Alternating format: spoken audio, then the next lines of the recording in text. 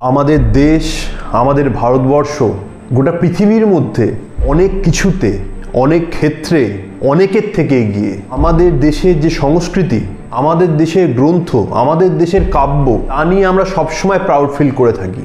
সেই রকমই একটা বিশেষ কাব্য রামায়ণ, বাল্মীকি মুনি যিনি সেটা লিখেছিলেন, যা আমাদের ঐতিহ্য এবং আমাদের ভারতবর্ষের যে পৌরাণিক সত্তা সেটাকে সবার সামনে নিয়ে আসে, আমাদেরকে একভাবে বেঁধে রাখে।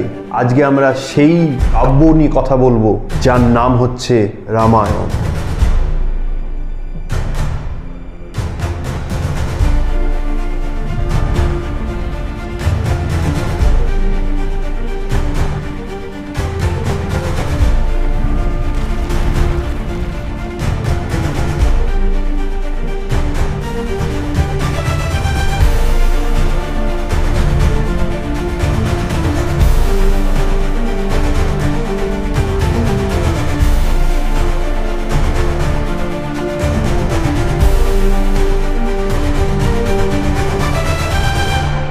কেমন আছো সবাই? আশা করি সবাই খুব ভালো আছে। চলে এসেছি আজ নতুন এক ভিডিও নিয়ে। আজকে আমরা এই ভিডিওতে যে সিনেমা নিয়ে কথা বলবো, সেই সিনেমার নাম তোমরা অলরেডি থাম্বনেল দেখে বুঝতে পেরেছো। সেই সিনেমার নাম হচ্ছে রামায়ণ।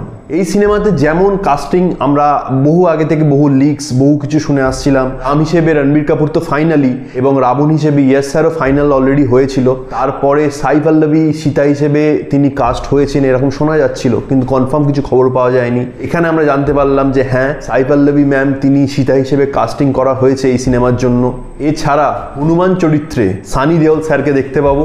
ওভারঅল কাস্টিংটা খুবই ভালো হয়েছে। কাস্টিং তো আমরা সবাই জানতাম খুবই ভালো হবেই, কারণ এই সিনেমার ডাইরেক্টর হচ্ছেন নীতিশ তিওয়ারি।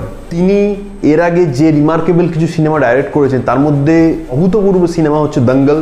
এছাড়া তিনি সুশান্ত সিং রাজপুতের সাথেও একটা সিনেমা করেছিলেন, যেটা আমাদের সবাইকে ইন্সপায়ার্ড করেছিল আত্মহত্যা থেকে নিজেকে সরিয়ে রাখার জন্য, এবং জীবনে সব প্রবলেমের সলিউশন আত্মহত্যা নয়, সেই মেন্টালিটিটা আমাদেরকে মনের মধ্যে গেঁথে দিয়েছিল। এইরকমই ডাইরেক্টর হচ্ছে নীতিশ স্যার। তিনি এবারে রামায়ণ নিয়ে আসছেন, বহুদিন আগে থেকে শোনা হয়েছিল, এবং তার জন্য বহু ধরনের preparation in terms of script, in terms of VFX, in terms of casting, সবটা ফাইনাল করতে, সবটা ঠিকঠাকভাবে সাজাতে অনেকটা সময় লাগলো। কিন্তু যেটা আউটপুট বেরিয়ে এসছে, যে আউটপুটের একটা ছোট্ট গ্লিমস বলতে পারি, সেই গ্লিমস বেরিয়ে এসছে, সেইটা দেখে সত্যিই আমাদের মনে হলো হ্যাঁ, এই যে ওয়েট করছিলাম আমরা, এটা সত্যিই ওয়ার্থ ইট।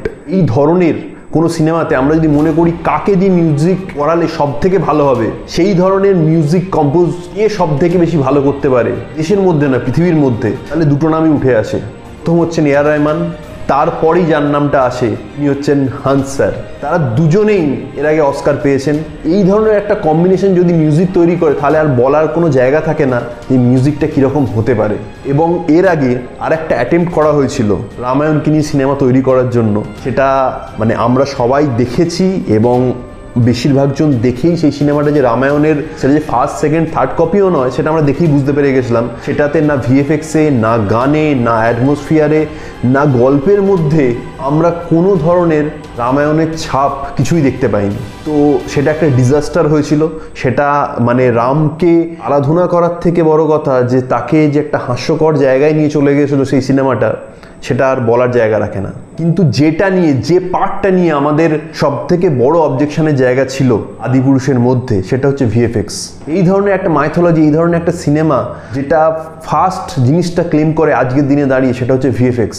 সেই ভিএফএক্সটা একটা হাস্যকর জায়গায় নিয়ে চলে গেছিলো। কিন্তু আমরা এখানে যে ভিএফএক্স গ্লিমসগুলো দেখতে পাচ্ছি, সেটার পেছনে যে টিমটা আছে, সেটা আজ অবধি আমাদের হলিউডে যত বড় বড় সিনেমা হয়েছে, যে যত বড় বড় ভিএফএক্স ওরিয়েন্টেড সিনেমা হয়েছে, সেই ভিএফএক্সগুলো সেই কোম্পানিই করেছে। সেই কোম্পানিকেই আমরা এই রামায়ণে ভিএফএক্স করতে দেখব। তার জন্য অনেকটা সময় নমিত স্যার, যিনি এই সিনেমার প্রডিউসার, নিতিন স্যার, যিনি এই সিনেমার ডাইরেক্টর, তারা অনেকটা সময় হাতে ধরে রাখতে চাইছেন। এবার দেখা যাক সিনেমাটা কীরকম বেরিয়ে আসে। আমার তো দেখে সিনেমাটা খুবই ভালো লাগলো, কারণ আমরা আমাদের আজ পর্যন্ত যা যা শিখেছি, আমাদের যে মাইথোলজি, যে আমাদের গ্রন্থ, যে আমাদের ধর্মগ্রন্থ, যে আমাদের কাব্যগুলো আছে, তার থেকেই শিখেছি। সেই রকমই একটা কাব্য রামায়ণ থেকে যেটা নিয়ে আমাদের প্রত্যেকের ছোটোবেলাতে বাচ্চাদের আমার দিদার কাছে, ঠাকুমার কাছে, মায়েদের কাছে আমরা একটা কল্পনার জগৎ তৈরি করে নিয়েছিলাম। সেই কল্পনার জগৎকে ম্যাচ করা খুবই কঠিন, সেটা আমি জানি, কিন্তু ওই কল্পনার জগতের কাছাকাছিও যদি কোনো গল্প বা সিনেমা ফর্মে আমরা যদি দেখতে পাই, এটা আমাদের মনের ভালো লাগাটাকে আরও ভালোভাবে তৈরি করে দেয়। দেখা যাক সিনেমাটা কেমন হয়। এই সিনেমাটা দুটো পার্টে আসতে চলেছে। ফার্স্ট পার্টটা আসতে চলেছে দিওয়ালি 2026-এ, সেকেন্ড পার্টটা আসতে চলেছে দিওয়ালি 2027-এ। আমি খুবই আগ্রহে ওয়েট করে আছি। যেটুকু এই সিনেমার গ্লিমসটা দেখা গেল তাতে রামের যে ঠোঁট, মানে রণবীর কাপুরের যে ঠোঁটের পোর্শনটা দেখানো হয়েছে, পাশাপাশি রাবণ যে ইয়াসের যে চোখের পোর্শনটা দেখানো হয়েছে, এই দুটো কম্বিনেশনটা এত আইডেন্টিক্যাল, এতটা ভালোভাবে বোঝানো হয়েছে যে খারাপ আর ভালো এই দুটো যে এত সুন্দরভাবে ডিফারেন্সিয়েট করা হয়েছে, সত্যি মানে আমার দেখে মনে হলো যে হ্যাঁ, হতে পারে এই রামায়ণটা হয়তো আমাদের সেই কল্পনা জগতের রামায়ণকে ম্যাচ করতে পারে। তোমরা যারা এই গ্লিমসটা দেখেছো, তোমরা কমেন্ট সেকশনে জানিও তোমাদের কেমন লাগলো। আমার তো খুবই ভালো লেগেছে। দেখা হচ্ছে পরের ভিডিওতে। ততক্ষণ তোমরা সবাই ভালো থেকো, হ্যাপি থেকো, অ্যান্ড স্টে উইথ সিনেকা।